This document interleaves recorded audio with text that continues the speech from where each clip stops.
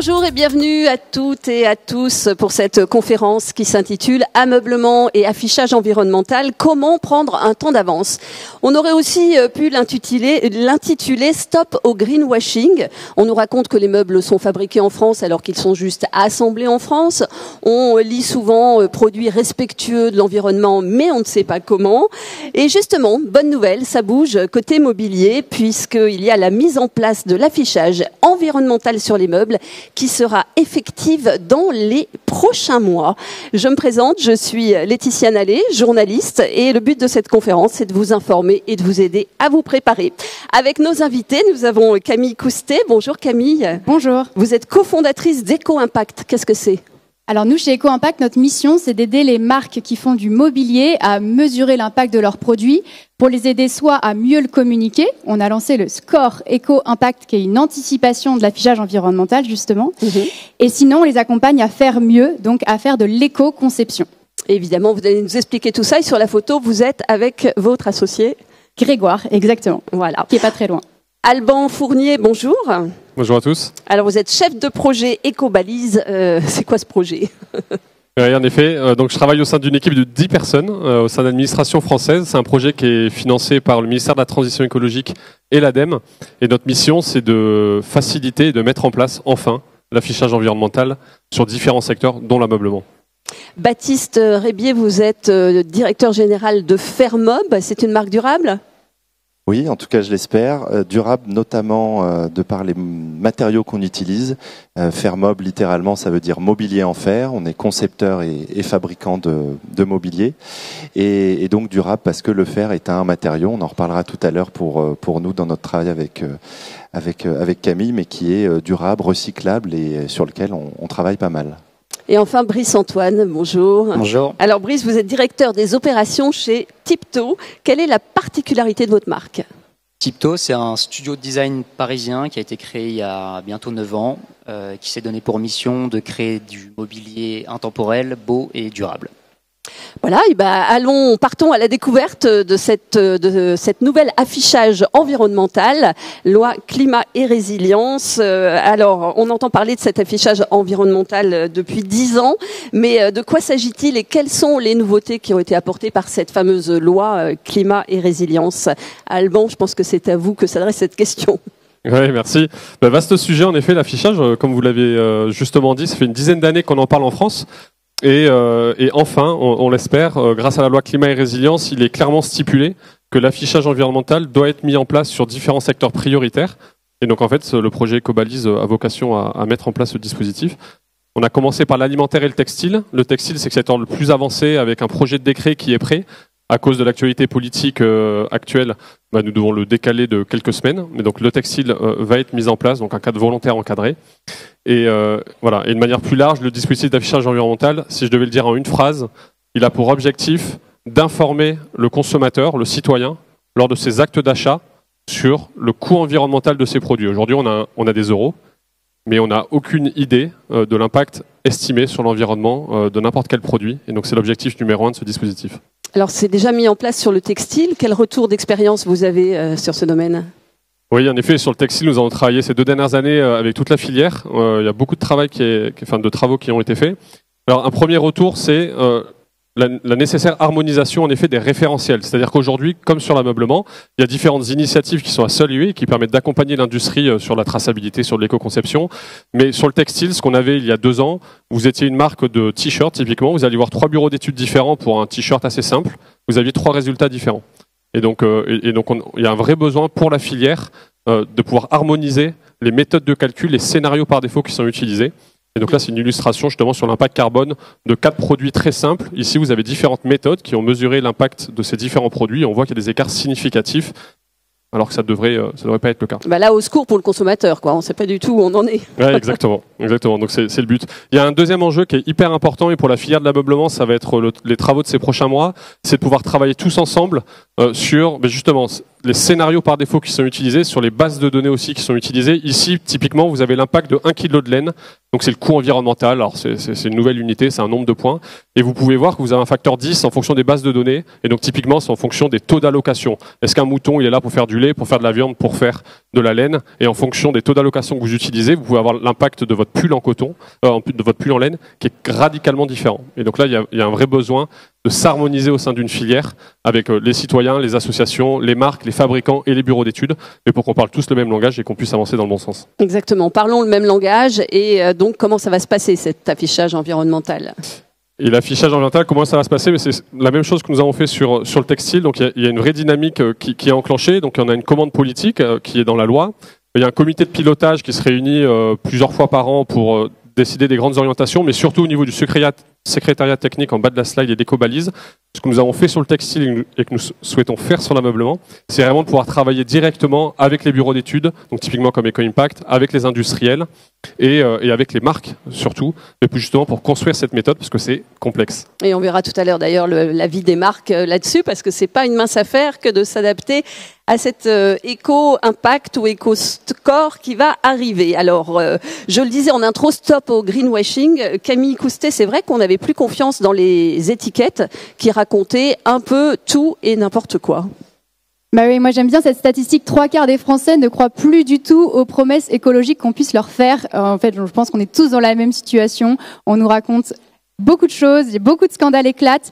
Et aujourd'hui, quand on est une marque de mobilier ou en vrai dans tous les secteurs, à partir du moment où on nous affiche un argument commercial qui soit environnemental, on n'y croit pas.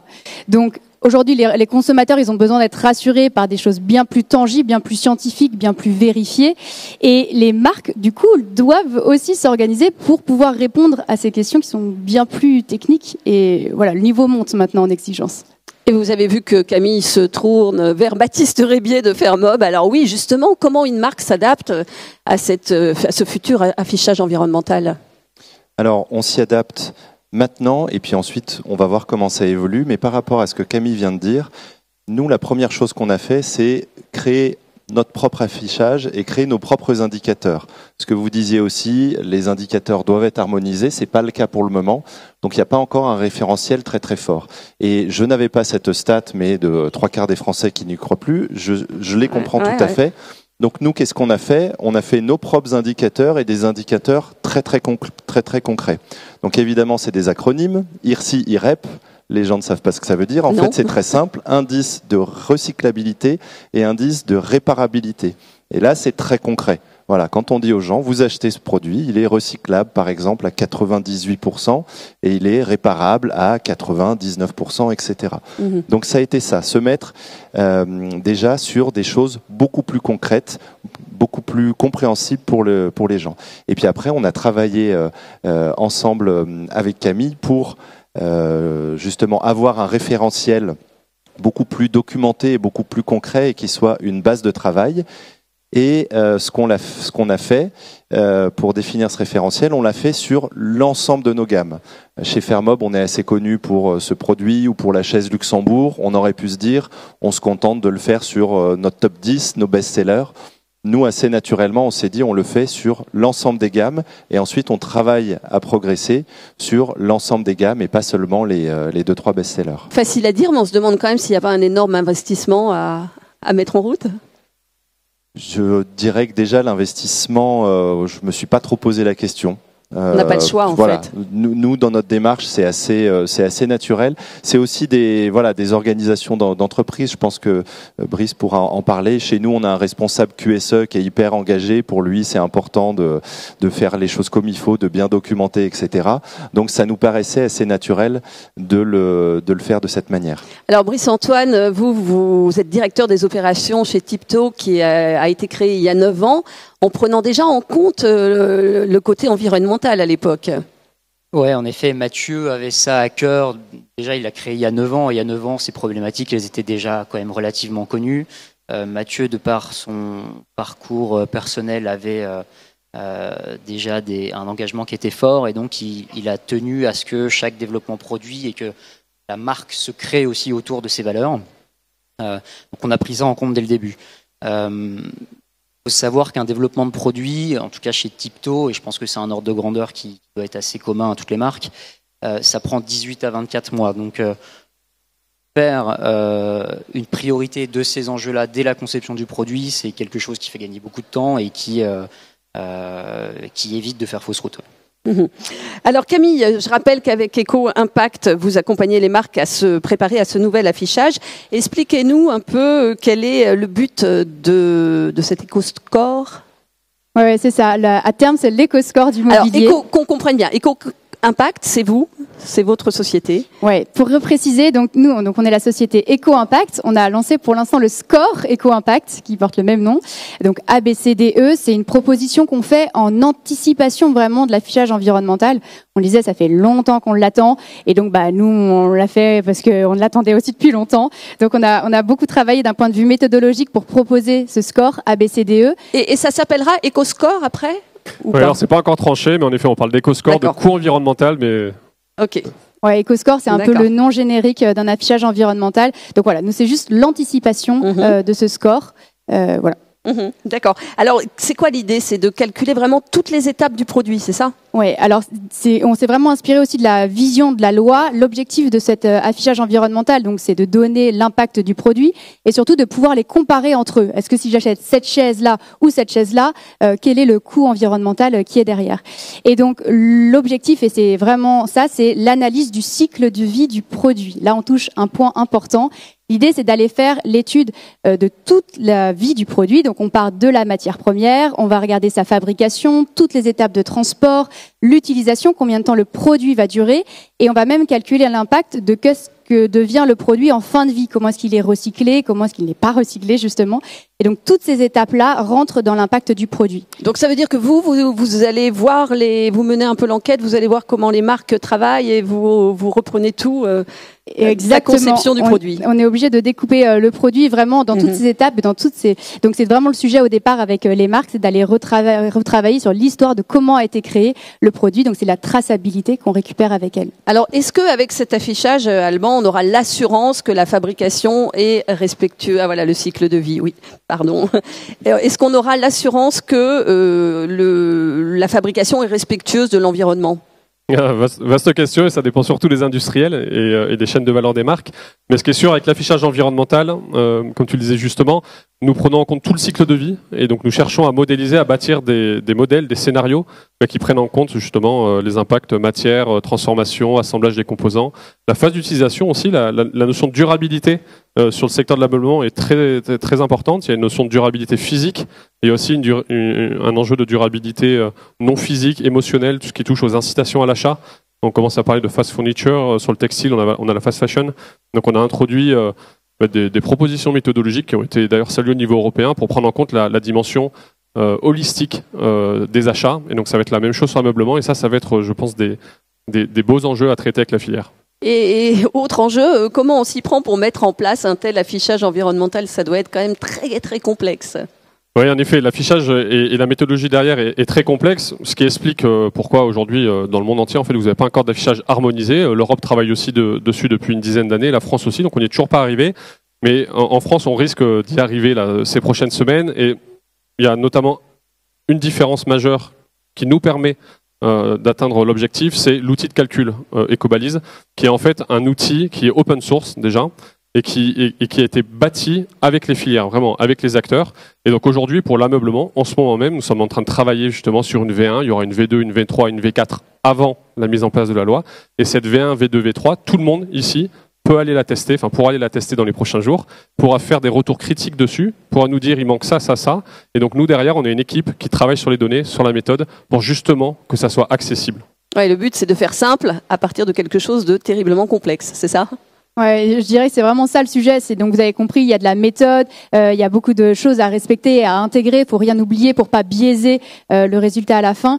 Mais le but, c'est ça, c'est notre métier à nous de travailler le complexe, parce que à la fin, c'est de créer de la pédagogie et d'aider chacun à faire des choix plus responsables. Moi, je me mets à la place des marques. Vous êtes peut-être d'ailleurs concernés dans la salle en vous disant, moi, je fabrique un produit depuis 10, 20 ans selon un processus très précis de fabrication. qui est pas du tout adaptable à ça. Alors ça veut dire quoi? Il faut tout recommencer à la base? Ça vous est arrivé, ça, vous, chez Fermob par exemple, ou chez Tipto? Pas à la base, en tout cas chez nous, parce que je dirais l'ADN de la marque, je dirais l'écoception fait partie de l'ADN de la marque avant que le terme éco-conception existe. Le respect de l'environnement est dans nos valeurs depuis 1994, donc on a un engagement qui est assez ancien. Par contre, des évolutions, oui, on a eu la chance, on n'a pas eu besoin de révolutionner un certain modèle, mais si je prends l'exemple de nos luminaires qu'on fait depuis une dizaine d'années, au début, il n'était pas entièrement démontable, réparable, remplaçable sur chaque composant. Depuis maintenant 3-4 ans, c'est le cas. Donc on peut facilement changer pièce par pièce. Donc ça nous a fait évoluer à ce niveau-là, mais je dirais c'est très positif parce que ce sont des arguments de vente supplémentaires de savoir, typiquement sur un luminaire rechargeable, le sujet c'est comme sur les téléphones, ça va être la lampe, la batterie, la durée de vie sur le long terme. Donc ce sont finalement des arguments supplémentaires. Je suis très content que vous ayez mentionné la notion de durabilité parce que jusqu'à présent, une marque comme nous, c'est un point différenciant pour nous, mais qu'on ne retrouve pas au niveau réglementaire. C'est-à-dire nous, nos produits en général, les gens vont les acheter pour des durées de 10 à 20 ans et c'était pas vraiment mis en avant comme un point, comme un aspect positif. Et donc c'est très bien que ça devienne, que ça soit le cas, parce que ce sont des éléments que les marques engagées en général mettent en avant. Pas forcément la fin de vie, mais la durée de vie et la prolongation de la durée de vie. Et donc c'est très positif si ça va dans ce sens-là. Brice-Antoine, vous êtes directeur des opérations. Vous avez travaillé aussi avec Eco-Impact. Donc comment ça s'est passé cette collaboration? Ouais, on a commencé à travailler avec Eco-Impact en 2022, si je ne me trompe pas. En fait, on avait déjà dans notre réseau, donc on travaillait avec une société qui s'appelle 13 Eco-Design et qui nous a du coup mis en relation avec Eco-Impact puisque ça a été fondé par Camille également. Ça s'est passé. Alors nous, en fait, c'était une phase de pilote. Donc Camille et son équipe nous ont contactés parce qu'on avait déjà des relations pour mettre en place leur analyse et leur modèle. Ça a été de nombreux échanges avec les équipes de Camille pour savoir comment on s'approvisionnait, comment on concevait les produits, pour comprendre un peu notre modèle et notre filière. Il y a eu une phase d'échange de données aussi assez important, donc de collecte de données de la part de la marque, où on a dû solliciter nos fournisseurs, solliciter nos différents partenaires. Et puis l'équipe de Camille a travaillé sur ces données, nous a fait une restitution aussi, et nous a présenté les scores qui avaient été attribués à nos produits, et puis surtout nous a accompagnés dans l'après en nous expliquant pourquoi ces scores, comment est-ce qu'on pouvait faire pour s'améliorer, et puis en nous proposant aussi une démarche pour poursuivre le travail. C'est ça, c'est une analyse assez fine pour justement vous emmener vers les bons points que donnera l'éco-score, ouais, les futurs éco-scores. Sur toute l'analyse du cycle de vie, c'est ce que expliquait Camille tout à l'heure. On n'est pas seulement sur une analyse ciblée sur les matériaux, etc., mais on prend en compte vraiment de la conception jusqu'à la fin de vie du produit, la recyclabilité et la réparabilité. Un mot peut-être sur l'image qu'on voit, le produit qu'on voit. Ouais, donc ce qu'on voit ici, c'est une table de la gamme New Modern et des tabourets de la collection Lou qui ont un plateau et une surface en plastique recyclé. Alors, vous le disiez, c'est pas toujours simple pour le fabricant, mais en revanche, il faut que ça soit simple pour le consommateur. Camille, expliquez-nous vous comment les marques réagissent finalement à ces nouvelles obligations. Quand elles vous appellent, c'est un peu au secours, comment on s'en sort ou c'est quoi? On va dire qu'il y a 3 catégories de clients pour nous chez Eco-Impact. Il y a donc les marques engagées qui font les choses super bien depuis longtemps. Je suis bien représentée ici, et qui parfois ont du mal à faire passer des messages de vraiment on fait les choses bien, croyez-nous. On peut passer beaucoup de temps à l'expliquer. En tout cas, on passe beaucoup de temps à le faire bien. Comment on peut mieux le montrer. Donc effectivement, c'est des marques avec lesquelles on adore travailler. C'est vraiment les aider à répondre à leurs clients, à gagner des nouveaux marchés. Parce que nous, notre but, c'est que les marques responsables prennent le plus de parts de marché possible. Ça, c'est les clients numéro 1. Les deuxièmes, c'est des clients qui sont curieux, qui anticipent l'affichage environnemental et qui se disent que s'ils sont mal notés demain, il y a un vrai risque commercial pour leur vente, parce qu'il y a déjà pas mal de sujets qui sont sortis là-dessus et pas mal d'études. Ça va quand même faire bouger les consos d'avoir à côté du prix l'impact environnemental du produit. Donc, elles anticipent cette phase de dire, bon, quand ça va être obligatoire, il faut que j'ai des bonnes notes. Donc, faisons un bilan maintenant et commençons des sujets d'éco-conception si on en a besoin. Et il y a la troisième partie des clients qui, vraiment, pour l'instant, encore s'en fichent. Et c'est pour ça aussi qu'on est ici, c'est pour en parler, pour dire que ça va arriver. Allez, il faut s'y mettre. Et qu'il faut s'y mettre. Très clairement. Vous avez fait un sondage un peu pour savoir un peu comment, justement, les fabricants réagissent? Ouais, exactement. On a fait passer ça dans notre réseau de fabricants mobiliers. Les réponses ressemblent un petit peu à ce que je viens de vous décrire. En gros, il y en a qui sont au courant, surtout les engagées, qu'il faut se lancer. Elles se sentent prêtes. Elles ont presque, je dirais, hâte. Non, peut-être pas, mais elles ont envie que ça avance parce que ça va les valoriser et vraiment montrer la valeur de leurs produits par rapport à des produits moins respectueux. Il y a encore beaucoup de méconnaissances sur le sujet, donc il y a encore un jeu de pédagogie quand même. Alors, vous avez évoqué un point important. Vous avez dit que il fallait absolument avoir un bon score pour que justement le client ait envie d'acheter. Oui, mais est-ce que aller vers l'éco-score, ça va pas faire augmenter le prix du produit? Auquel cas, on risque de devenir plus frileux à l'achat. Qui veut répondre? Alors, nous concernant, pas spécialement. Déjà, c'est gentil de le rappeler, mais comme on fait partie peut-être de la première catégorie d'entreprises, on avait un bon score sur déjà un grand nombre de produits. Et puis après, je vais vous citer un produit. De toute façon, l'éco-score, il est fait pour nous faire progresser. Il y a un produit, en fait, qui n'est pas un produit à très fort volume, il n'y avait pas un gros enjeu. On s'est rendu compte qu'en fait, pour la fourniture de matières premières sur l'acier, bizarrement, sur cette gamme-là, on ne se fournissait pas en Europe, alors qu'en Europe, on a ce qu'il faut niveau fourniture d'acier. Donc du coup, on a un très mauvais score sur ce produit-là. Donc on va très vite corriger les choses, ça ne va pas nous coûter plus cher, parce que ça va être assez simple de remettre les choses d'équerre. Après, il peut y avoir certaines gammes, effectivement, où il y a des sujets de conception qui font que le score est un petit peu moins bon. Encore une fois, on n'aura aucun problème, nous, à se dire, on les fait évoluer, quitte à ce qu'il y ait une légère évolution de prix. Mais si on regarde ça de manière globale sur l'ensemble des gammes, il n'y a pas un impact très élevé. Alban Fournier. Oui, une petite remarque sur le prix, un retour d'expérience sur le textile. On voit depuis l'apparition de la fast fashion, donc des pratiques de fast fashion depuis les années 2000 à peu près, on voit une hausse des volumes de vente et des volumes du coup de vêtements produits spectaculaires. Et en même temps, on voit une baisse drastique du prix moyen. Et en fait, le sujet prix sur le textile, en fait, l'argument de dire le coût environnemental pourrait être lié au prix, attention, les gens du coup pourraient moins se vêtir et tout, ne tient pas du tout. Aujourd'hui, il n'y a pas d'enjeu de se vêtir en France, même les catégories socio-professionnelles qui sont les moins aisées. Aujourd'hui, il y a beaucoup d'études qui ont été faites. En fait, on entre guillemets trop de vêtements dans les placards si on parle juste de s'habiller. C'est juste qu'il y a une dimension justement qui est holistique, qui est émotionnelle. Et donc qui est à prendre en compte. Mais sur le sujet juste de dire les gens ont besoin de se vêtir ou bien les gens ont besoin d'habiller leur salon, là-dessus, l'argument ne tient pas. Bon, ok, c'est une bonne chose. Alors, j'ai entendu Brice, Antoine qui disait tout à l'heure, on a fourni à Eco-Impact pas mal de données. Ok, donc vous basez votre travail sur ces données, mais est-ce que demain il y aura des vérifications? Parce que finalement la marque, elle peut peut-être arranger un peu ses données. C'est une bonne question. Alors nous, aujourd'hui, la façon dont on procède, on collecte toutes les données sur le cycle de vie du produit. On demande des preuves, donc on demande des factures, on va visiter les usines, donc on va vérifier la façon dont ça se passe.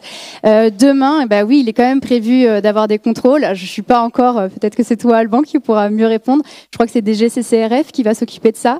Oui, une petite remarque sur les contrôles. En fait, c'est du contrôle a posteriori. Donc, parce qu'il ne faut pas que ça soit limitant, notamment pour des petites marques qui n'ont pas forcément investi, qui n'ont pas forcément les ressources d'ailleurs de faire de l'analyse de cycle de vie, etc. Donc en fait, n'importe quelle marque pourra calculer son éco-score en se faisant accompagner, option 1, en calculant le coût environnemental de ses produits en interne, c'est aussi possible.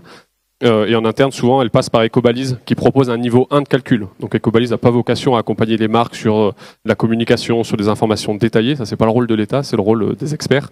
Le rôle de l'État, c'est de s'assurer que tout le monde puisse calculer son coût environnemental, d'où l'existence de l'outil Ecobalise.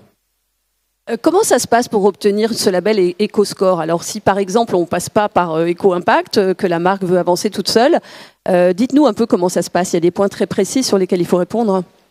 Oui, alors Je vais prendre l'exemple du textile, parce que la partie ameublement, c'est en cours. Mais typiquement, sur le textile, le dispositif, on demande aux marques de renseigner 5 à 6 données spécifiques, on appelle ça, qui sont en fait les données qui sont déjà obligatoires dans la réglementation, notamment avec la loi AGEC. Typiquement, pour le textile, on parle de la composition du produit, on parle du pays de confection, le made in.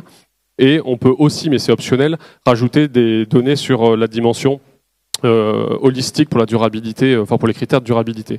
Donc en fait, les données, les marques les ont déjà. Voilà. Et ensuite, de manière très concrète, elles vont sur Ecobalise, ou bien elles le font à la main, donc c'est un formulaire en ligne, elles renseignent produit par produit les 5 données, ça prend quelques minutes. L'option 2, quand on a 100 produits en catalogue, on passe par l'API. Donc en fait, de son catalogue produit, on structure pour ces 100 produits sur 5 lignes les paramètres qu'il faut, on fait un appel à l'API, on a les 100 scores en quelques minutes. Pour avoir un bon score, qu'est-ce qu'il faut prioriser ? Vous pouvez tous répondre. Ouais, Oui. je crois qu'il ne faut pas mettre l'accent sur un point en particulier. À mon avis, on le disait tout à l'heure, l'idée c'est vraiment d'aller évaluer la totalité d'un produit. Et je pense que c'est important d'avoir une démarche un peu holistique et de prendre en compte les matériaux, mais aussi les lieux de fabrication, le schéma logistique, la durée de vie du produit, la réparabilité. C'est des choses qui sont complémentaires, qui permettent aussi d'avoir des produits qui sont cohérents et qui vont pas mettre en avant seulement un point fort parmi tous les différents éléments. Après, j'ai constaté, notamment quand on regarde notre bilan carbone chez nous, l'impact quand même de la source énergétique qui permet de fabriquer le matériau qu'on utilise le plus, elle peut être hyper importante. Ah oui. Donc c'est voilà. Nous on a la chance sur l'acier, l'acier français est fabriqué principalement avec de l'électricité, qui est plutôt nucléaire en France en majorité, donc en termes de bilan carbone, c'est plutôt pas mal. Après, quand vous vous fournissez dans d'autres endroits où la matière première énergétique c'est le charbon, là tout de suite votre score explose. Donc c'est voilà, effectivement c'est holistique, mais l'amont peut avoir un impact énorme qui fait que même si vous bossez hyper bien sur le packaging, en bas, ça suffit pas à rattraper. Ouais, c'est juste effectivement sur la phase fabrication et je suis très contente de ta réponse, Brice.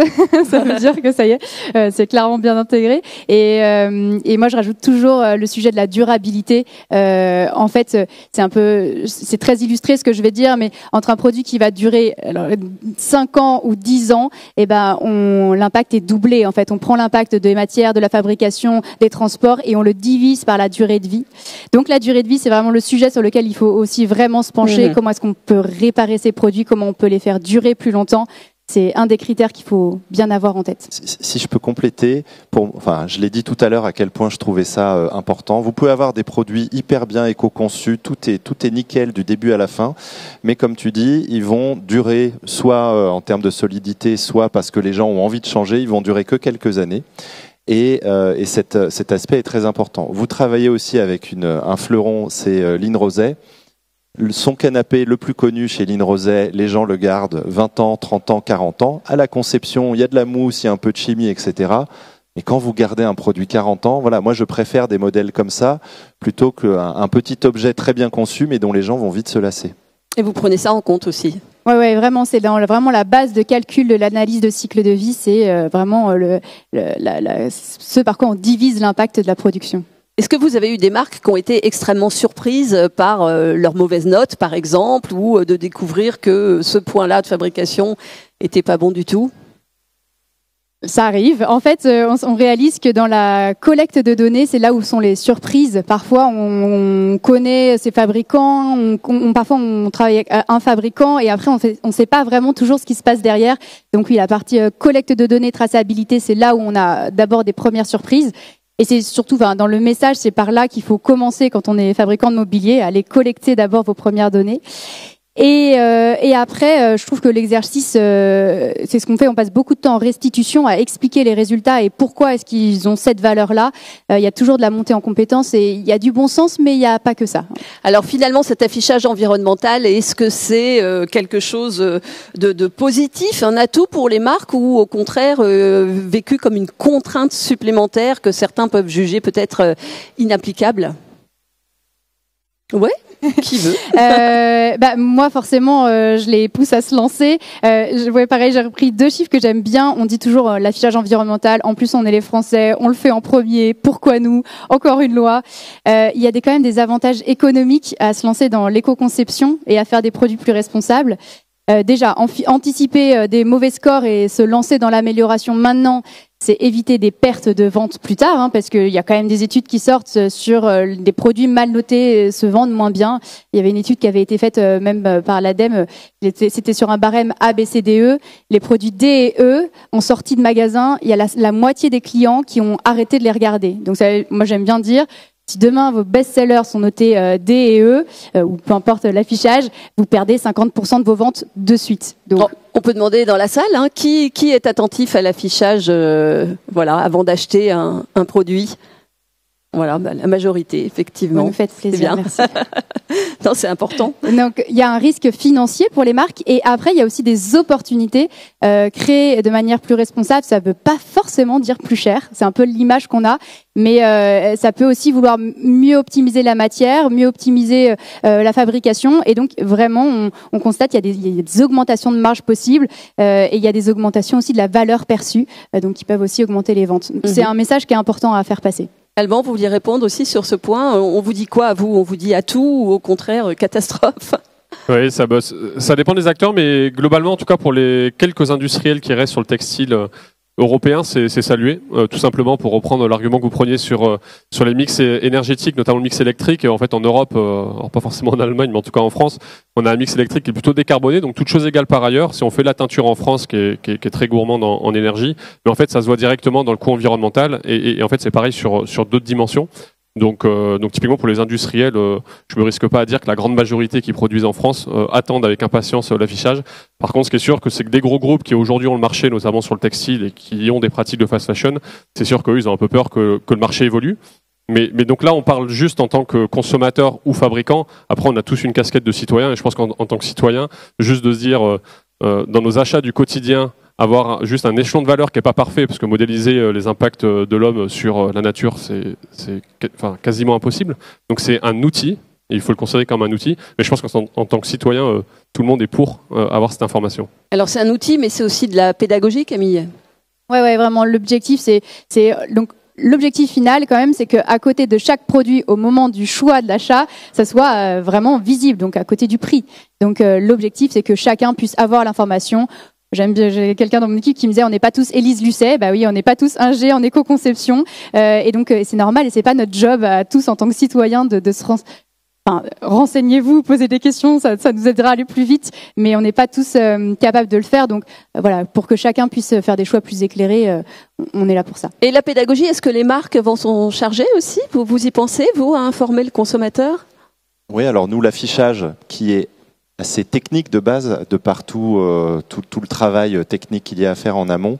On commence à l'afficher sur notre site internet. Là, vous avez la version complète qui peut être accessible, mais j'estime qu'elle moi, je vois ça, je me dis oh là voilà. là, oh là là. Elle n'est pas suffisamment, je dirais, adaptée pour le consommateur. Donc ensuite, on en a fait une version plus concentré, plus lisible que les gens vont pouvoir consulter sur la page uniquement produit. Ensuite, ils peuvent rentrer dans le détail. Ouais, en fait, là, il y a 3 niveaux de lecture. Si je dois décrypter en quelques secondes, si vous voyez juste le A, donc c'est le score éco-impact, voilà, A priori, on est donc dans les 20% des produits les plus responsables du marché sur sa catégorie. Après, il y a le score un peu développé avec les 4 sous-critères. Ça, moi j'aime bien dire, c'est un peu comme quand, si on fait le lien avec l'alimentaire, on retourne un paquet alimentaire, on a les glucides, les lipides, voilà, on commence à avoir un peu plus d'informations. Donc le A et le développé, c'est vraiment ce qu'on veut, vraiment pour tout le monde. Et cette fiche-là, elle est beaucoup plus détaillée parce qu'elle va cibler les prescripteurs, les archis, les acheteurs pros qui ont des questions déjà bien plus techniques. Et d'ailleurs, sur ces secteurs-là, les clients sont déjà très exigeants. Et donc, on répond beaucoup plus d'informations sur cette cible-là qui est déjà bien experte. Je ne sais pas ce que vous en pensez, vous, dans la salle, mais c'est vrai qu'aujourd'hui, quand on achète un appareil électroménager, on a quand même tout de suite le réflexe de regarder la lettre pour voir les dépenses de cet appareil. Donc, il faudrait que... Oui. Moi, ce qui m'a intéressé quand les résultats sont sortis, il y avait évidemment les scores pour chaque produit. Et c'est le moins 46% qui m'a intéressé. Donc nous, c'est un peu l'étape d'après de travail, c'est non seulement on voit le score du produit, et en plus on se compare par rapport au marché. Donc là, moins 46% par rapport à l'impact moyen, c'est ça qui est pour nous intéressant aussi. Donc il faut qu'on continue à travailler sur la bonne manière de mettre ça en avant.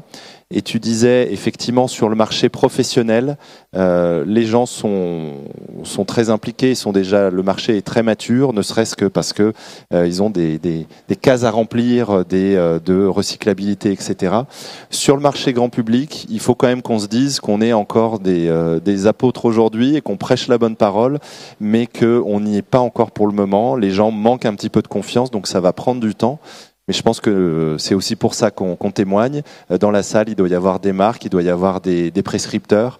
On a cette responsabilité de faire évoluer collectivement la vision qu'ont les gens de ces sujets. Alban, vous allez nous dire un mot, puis on va vous passer la parole. Réfléchissez si vous avez des questions, c'est le moment ou jamais. Ou si même vous avez un retour d'expérience à nous faire, c'est intéressant. Alban, je vous écoute. Oui, juste une remarque complémentaire. Sur le dispositif, il y a quelque chose qui a été tranché, qui est complémentaire au ABC2 que nous voyons à l'écran. C'est l'affichage environnemental. Il va s'arrêter, en tout cas au niveau de l'État, sur l'affichage d'un coût environnemental, comme des euros, donc d'un chiffre de 0 à l'infini, quelque chose qui est le plus neutre possible et qui permet d'avoir des ordres de grandeur. Demain, avec j'ai 100 euros à Noël, est-ce que je vais me faire un restaurant, est-ce que je vais m'acheter un jean, ou est-ce que je vais m'acheter un meuble? Si j'ai envie de comparer le coût environnemental, j'aurai des ordres de grandeur.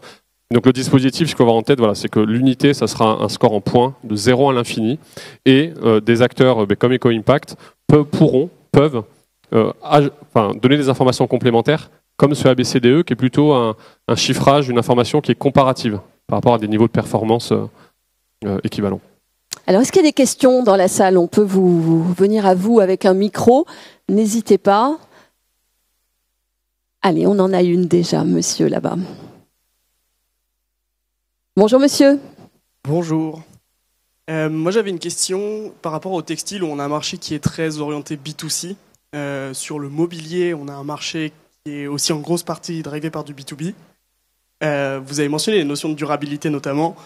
Du coup, elles sont complètement différentes entre le consommateur et le B2B. Est-ce que c'est prévu aujourd'hui de travailler sur cette notion-là pour amener justement aussi une réponse sur les appels d'offres, etc., qui sont très dynamiques sur ce sujet-là?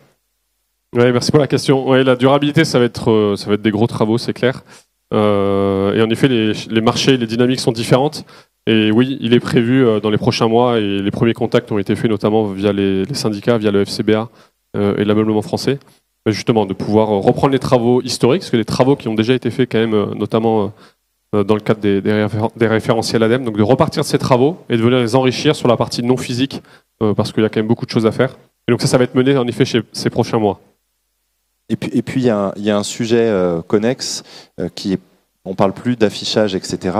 C'est en fonction de chaque marché, quelle réponse apporter. Un particulier, c'est plutôt qui va garder son produit le plus longtemps possible. Donc le réparer, le repeindre, etc., le recoudre, etc., etc. Sur le marché professionnel, c'est les sujets de seconde vie, revente sur des marchés complémentaires, de seconde main, type Grit Hotel, etc. Donc c'est encore deux sujets différents adaptés à chaque marché. Autre question? On en a encore au moins deux. Bonjour à vous. Bonjour. Moi, il y a juste une question. Il me manque un maillon dans le discours. On a eu la version industrielle, on a la version consommateur. Pour moi, entre les deux, il manque le commerçant. Parce que tout le monde ne vend pas ou n'achète pas sur un site internet. Vous vous êtes basé beaucoup sur le retour d'expérience du monde du textile. Il a été fait allusion 2-3 fois à celui de l'électrodomestique, où il y a des choses très compliquées qui essaient de se mettre en place depuis 3 ans. Et on voit bien la difficulté des commerçants à donner l'information aux clients, puisque justement, et on revient au début de cette conférence, il n'y a pas d'uniformisation. Et les choses ne sortent pas de l'usine pour que le commerçant très facilement puisse donner l'information. Donc je voudrais savoir quand même si ce maillon-là est pris en considération. Oui, merci pour la question. C'est une très bonne question. Et sur le textile, nous l'avions aussi avec des acteurs plutôt des applications consommateurs qui, dans la même logique, n'avaient pas forcément toutes les données de la chaîne de valeur, mais voulaient, entre guillemets, scorer. Enfin, typiquement, on pense à Yuka, Clear Fashion. Et donc ça, c'est prévu. C'est pour ça que le niveau 1 du dispositif se base sur les données qui sont aujourd'hui réglementaires, c'est-à-dire disponibles déjà de manière obligatoire, enfin, des données qui sont communiquées de manière obligatoire par les marques. Et donc on va faire en fait le même raisonnement sur l'ameublement, et on va dire une marque du coup qui ne communique pas bah, pas de problème, elle n'est pas obligée de communiquer. Mais si d'autres acteurs distribuent des produits de cette marque, ils ont l'autorisation de pouvoir reprendre les données déclaratives de la marque en niveau 1 pour avoir un coût environnemental. D'où l'importance des travaux actuels qui est de définir des scénarios par défaut, un, qui reflètent les dynamiques de la filière, enfin la réalité, et deux, qui soient plutôt majorants, puisqu'on n'a pas intérêt à mettre en avant des acteurs qui ne connaissent pas leur chaîne de valeur, typiquement. Et donc ça permet de créer une dynamique, en fait. Les marques qui commencent à travailler sur la traçabilité, qui relocalisent, pourquoi pas, des fabricants, etc. Mais ils pourront venir préciser des données plus précises, des données spécifiques, pour venir préciser le coût. Mais en première approche, le dispositif doit être applicable avec les données obligatoires publiques à date. Pour nous, c'est pas si différent de ce qu'on faisait avant. Nos équipes commerciales, elles viennent former nos distributeurs depuis des années sur les éléments techniques des produits. Voilà, la résistance, la corrosion, etc., etc. Et donc maintenant, le discours, il évolue avec la dimension RSE. Il prend plus de place qu'auparavant, mais il s'inscrit dans cette cadre de formation continue qu'on fait avec nos clients. Autre question, je crois, devant, là. On en a une ici. Bonjour, merci pour cette conférence. J'ai une petite question. On a compris que le gros du travail, c'était quand même la collecte de données. Est-ce que vous avez des méthodologies pour s'y prendre et comment on effectue ce relevé de données de manière assez précise et complète ? Alors en fait, quand on fait de l'analyse de cycle de vie, donc vous avez cette fameuse roue, on a vraiment des informations qui sont obligatoires et d'autres qui sont optionnelles, on va dire. Donc il y a des choses qu'il faut absolument avoir pour qu'on puisse comparer un produit. Donc en gros, la matière, la dimension, le poids, il y en a quelques-unes comme ça. Et il y en a d'autres qui sont optionnelles. Et en effet, comme tu le disais, Alban, soit on les a et donc on peut utiliser les vraies données, soit on les a pas et les marques elles sont un petit peu parfois perdues. Et dans ces cas-là, on a dans les référentiels qui ont été constitués par donc l'ADEME des données qu'on va pouvoir mettre à la place. Et ces données qu'on va pouvoir mettre à la place des vraies données des marques, elles sont forcément majorantes, c'est-à-dire qu'elles vont rendre un score moins bon parce que on valorise pas une recherche qui n'existe pas. Donc en gros, soit on a vraiment les vraies données et donc là il y a une liste extrêmement précise, soit on est capable de les compléter par les produits. Et effectivement, la méthodologie, voilà, on sait exactement les données dont on a besoin pour la CV. Et soit on les analyse le cycle de vie, soit on les a, soit on les a pas. Et la liste exacte sera du coup définie au mieux début de la rentrée l'année prochaine, quand on aura fini la V1, donc ça sera un peu décalé. Mais la liste exacte sera communiquée en temps voulu quand la V1 du dispositif sera proposée à l'industrie. Il y aura une liste vraiment précise. Oui, peut-être pour compléter, je disais qu'il y avait un gros travail de collecte de données, mais en fait le travail il est plus sur la capacité à rendre cette donnée intelligible et compréhensible pour un consommateur. Pour un fabricant, la donnée elle existe, il l'a à disposition. Il suffit simplement de la mettre en forme, mais le travail il est plus sur l'analyse que sur la collecte. D'autres questions? J'en avais vu par là-bas.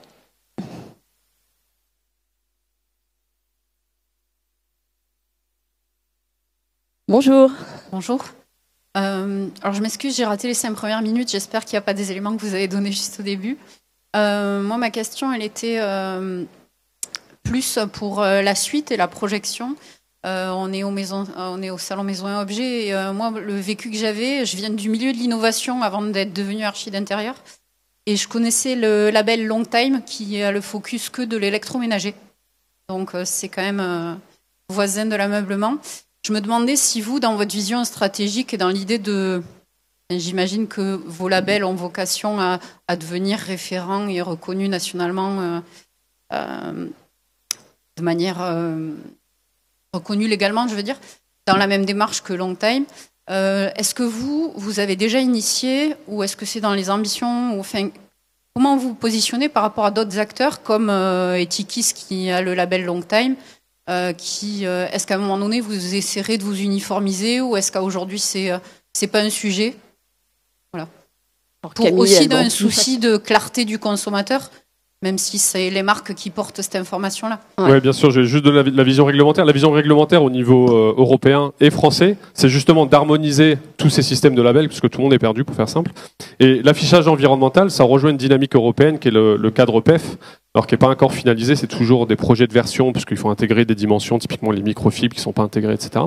Donc l'Europe travaille dessus, la France travaille dessus, Mais il est prévu, notamment dans le règlement ISPR, donc c'est le règlement sur l'éco-conception au niveau européen, justement de dire maintenant, l'Europe dit, on interdit la création de nouveaux labels, puisqu'on veut maintenant que toute communication environnementale au niveau produit se base sur l'ensemble du cycle de vie, donc une vision holistique, avec justement cette fameuse unité qui est un nombre de points.